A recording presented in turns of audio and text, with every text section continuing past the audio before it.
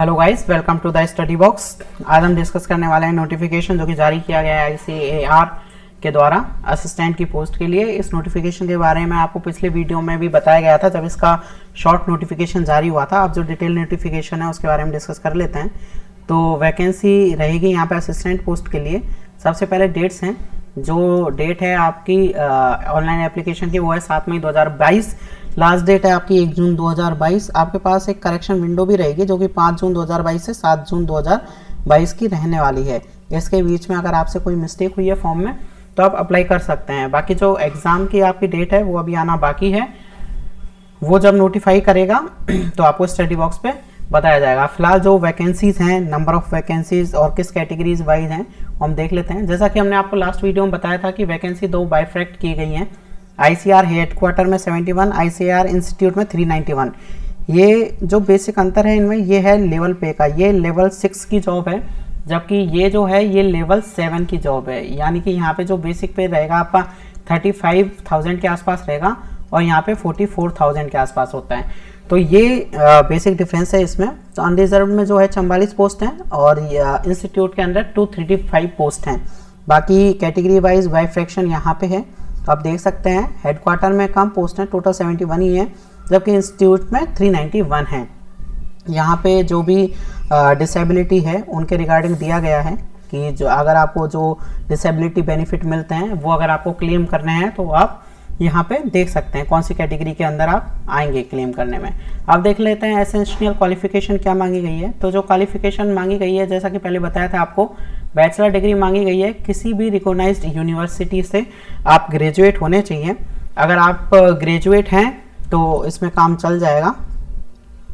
जो भी आपकी ग्रेजुएशन है उसमें आप देख लीजिए, ये जो है fraction arrive will be ignored such that 39.99% will be treated as less than 40%।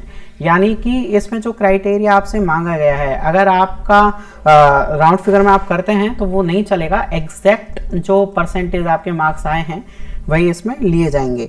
अब जो ऑलरेडी सर्विंग कैंडिडेट हैं उनके लिए देखिए क्या नोटिफिकेशन में है। All the candidate service of the ICAR and other government service whether in a permanent or temporary capacity employees other than casual outsourced or daily rated employee must inform writing to their head office या department they have applied for this examination। यानी कि इस exam को apply करने से पहले आपको जो NOC लेना होता है, जो ऑलरेडी सर्विस में है, तो उनको ये मैंडेटरी है कि अपने डिपार्टमेंट को इन्फॉर्म करें और NOC लें ताकि बाद में जब ज्वाइनिंग के टाइम पे कोई प्रॉब्लम ना आए। अब जो एग्जामिनेशन सिटीज़ हैं तो आपके लिए जो प्रीलिम्स एग्जामिनेशन जो होने वाला है वो CBT रहेगा, यानी कि कंप्यूटर मोड टेस्ट रहेगा। और जो कैंडिडेट सेलेक्ट होंगे 5 cities in order their preference for the preliminary examination, the examination of the main examination will be held at Delhi। तो जो प्रीलिम्स एग्जामिनेशन होगा, प्रीलिम्स एग्जामिनेशन के लिए जो भी एग्जाम सिटीज़ हैं वो एनेक्सर 2 के अंदर हैं, जो कि हम बाद में डिस्कस करेंगे कौन कौन से सिटीज़ हैं। लेकिन जो मेन एग्जामिनेशन होगा वो हर स्टेट में नहीं होगा। मेन एग्जामिनेशन के लिए इन्होंने सेंटर दिए हैं दिल्ली, NCR, कोलकाता, गुवाहाटी, पटना, लखनऊ, हैदराबाद, बेंगलुरु एंड मुंबई। सिर्फ इन सिटीज़ के अंदर मेंस का एग्जामिनेशन किया जाएगा। तो अगर आप प्रीलिम्स क्वालिफाई करते हैं तो इन सिटीज़ के अंदर आप मेंस का एग्जाम देंगे। इनमें से आप कोई भी 2 सिटीज़ सेलेक्ट कर सकते हैं। तो आप अपनी प्रेफरेंस देख लें। अब जो एज का क्राइटेरिया है, एज का क्राइटेरिया जैसा कि आपको बताया है 20 साल से लेके अगर आपकी एज 30 साल के ब्रैकेट में है तो आप ये अप्लाई कर सकते हैं। मिनिमम आपकी 20 ईयर्स होनी चाहिए, मैक्सिमम आपकी 30 ईयर्स होनी चाहिए एज ऑन 1/6/2022। ये एजुकेशन और आपका एज क्राइटेरिया दोनों के लिए डेट है। तो अगर आप 20 से 30 ईयर्स के बीच में हैं तो आप इसके लिए अप्लाई कर सकते हैं। अब इस नोटिफिकेशन में जो आगे दिया गया है एप्लीकेशन फ़ीस जो है अनरिजर्व्ड, OBC, NCL यानी कि नॉन क्रीमी लेयर और EWS, इन 3 कैटेगरीज के लिए जो एग्जामिनेशन फ़ीस है वो है 700 रुपीज़। जो आप रजिस्ट्रेशन फ़ीस पे करेंगे वो पे करेंगे 500 रुपीज़। यानी कि टोटल जो आपकी एग्जामिनेशन फ़ीस लगने वाली है वो है 1200 रुपीज़। यानी कि आपको इसके लिए 1200 रुपीज़ पे करने पड़ेंगे। जो अदर कैटेगरी हैं जिनमें वुमन, SC, ST और PWD जो कैंडिडेट होते हैं उनके लिए एग्जामिनेशन फ़ीस तो निल है, लेकिन रजिस्ट्रेशन फीस के 500 रुपये लगेंगे, यानी कि टोटल आपको सिर्फ 500 पे करने पड़ेंगे। यहाँ पे स्पेशल क्लॉज भी दिया गया है, all female candidates and the candidate belonging to the schedule caste, schedule tribe and PWD are exempted from payment of examination fees, they have to pay registration fees only। यानी कि जो ऊपर लिखा गया है वही यहाँ पे नीचे डिटेल में बताया गया है कि आपको जो 700 रुपीज़ है वो आपको पे नहीं करना है, आपको जो पे करना है सिर्फ 500 रुपीज़ पे करने हैं। अब मोड ऑफ सिलेक्शन, इसमें जो भी सिलेक्शन होगा वो प्रीलिम्स और मेंस एग्जाम के बेस पे होगा। तो मेंस एग्जाम में कैंडिडेट 10 टाइम्स लिए जाएंगे नंबर ऑफ वैकेंसीज के, जो भी प्रीलिम्स एग्जामिनेशन में आपका स्कोर आता है उसके 10 टाइम्स कैंडिडेट ये सेलेक्ट करेंगे मेंस एग्जामिनेशन के लिए। और जो मिनिमम क्वालिफिकेशन मार्क्स हैं प्रीलिम्स और मेंस में वो यहाँ पे रखे गए हैं अनरिजर्व के लिए 30%, ओबीसी के लिए 25%, एससी एसटी के लिए 20%, यानी कि कैटेगरी वाइज आपको इतने मार्क्स तो मिनिमम ऑनलाइन एग्जामिनेशन में लाने ही हैं क्वालिफाई करने के लिए। अब है based on the aggregate performance of paper 1 the mains examination with prescribed minimum qualification marks as per para second, जो कि ये है paper 2 will be evaluated if the candidate does not obtain minimum qualification mark in the paper 1 the answer sheet of his paper 2 will not be evaluated। यानी कि 2 paper होने वाले हैं आपके, पेपर 1 एंड पेपर 2, आप दोनों को एक साथ अटेम्प्ट करेंगे। लेकिन अगर आप पेपर 1 में 30% सपोज कीजिए आप अनरिजर्व हैं, 30% अटेम्प्ट नहीं कर पाते हैं, 30% मार्क्स सिक्योर नहीं कर पाते हैं, तो आपका पेपर 2 चेक ही नहीं होगा, फिर आप मेरिट से वैसे ही डिस्क्वालीफाई होने वाले हैं।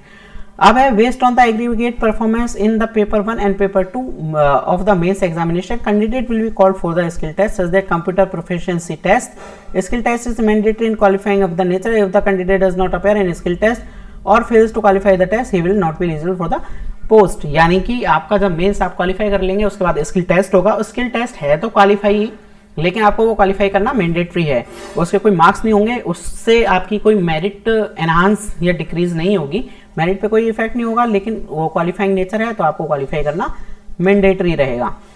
अब आगे देख लेते हैं फर्दर जो एग्जामिनेशन का आपका पैटर्न रहने वाला है, एग्जामिनेशन का क्या पैटर्न है। तो उसके लिए नोटिफिकेशन में यहाँ पे जो है आपका, यहाँ पे आपको सिटीज़ दी गई हैं, जो ये आपको दी गई हैं, ये हैं इंस्टीट्यूट वाइज वैकेंसीज, किन किन इंस्टीट्यूट में क्या क्या वैकेंसी है, ये दी गई है आपको स्टेट वाइज सेंटर लिस्ट, जो आप नोटिफिकेशन से देख लीजिएगा। बिहार में इतने जगह पे है, तमिलनाडु, झारखंड, गुजरात में अहमदाबाद, वडोदरा है, महाराष्ट्र में औरंगाबाद, अमरावती, मुंबई, नागपुर, इन जगह पे है। तो यहाँ पे आप देख लें आपका जो भी स्टेट है उस हिसाब से। अब देख लेते हैं इसका सिलेक्शन स्कीम। तो स्कीम ऑफ सिलेक्शन जो है प्रीलिम्स एग्जाम, प्रीलिम्स एग्जाम्स के लिए आपका जो है जनरल इंटेलिजेंस से क्वेश्चन पूछे जाएंगे 25 मार्क्स आएंगे 50, जनरल अवेयरनेस से 25 मार्क्स 50, क्वांटिटेटिव एप्टीट्यूड से भी 25 क्वेश्चन, इंग्लिश कॉम्प्रिहेंशन से भी 25 क्वेश्चन, यानी कि टोटल जो क्वेश्चन आने वाले हैं वो है 100 और मार्क्स जो आपके रहेंगे वो रहेंगे 200। सिर्फ 1 घंटे का ड्यूरेशन रहेगा, आपको 1 घंटे में आपको 100 क्वेश्चन अटेम्प्ट करने हैं, जो कि टोटल 200 मार्क्स के होंगे। 25 का हर सेक्शन है जो कवर करेगा GA, reasoning, quantitative aptitude and English. अब जो आपका मेंस एग्जामिनेशन जो रहने वाला है, यानी कि जिसे हम पेपर 2 बोल रहे हैं, उसमें क्वांटिटेटिव एप्टीट्यूड आएगा आपका। क्वांटिटेटिव एबिलिटीज का मतलब रीजनिंग और मैथ्स दोनों हो गया है। 50 question 100 marks, English language and comprehension 100 question 100 marks, ये भी ऑब्जेक्टिव टाइप रहेगा। फिर एक यहाँ पे 100 मार्क्स का 1 घंटे का एक अलग से डिस्क्रिप्टिव पेपर भी रहेगा इंग्लिश का, जिसमें आपका ऐसे, प्रिसाइज, लेटर और एप्लीकेशन ये आपसे लिखवाए जाएंगे। ये जो लिखवाए जाएंगे आपसे वो कीबोर्ड से ही आपको टाइप करना रहेगा। तो बेसिकली है ये ऑनलाइन एग्जामिनेशन, सिर्फ आपको टाइपिंग पे ध्यान देना है, थोड़ी स्पीड बना के रखनी है, तो आपका इजीली क्वालिफिकेशन हो जाएगा। तो ये वैकेंसी है, ये जारी की गई है ICAR द्वारा, असिस्टेंट की है, लेवल 7 एंड लेवल 6 की इसके अंदर पोस्ट है। तो अगर आप अप्लाई करना चाहते हैं तो 1 जून इसकी लास्ट डेट है, 1 जून तक आप इसके लिए अप्लाई कर सकते हैं। Thank you.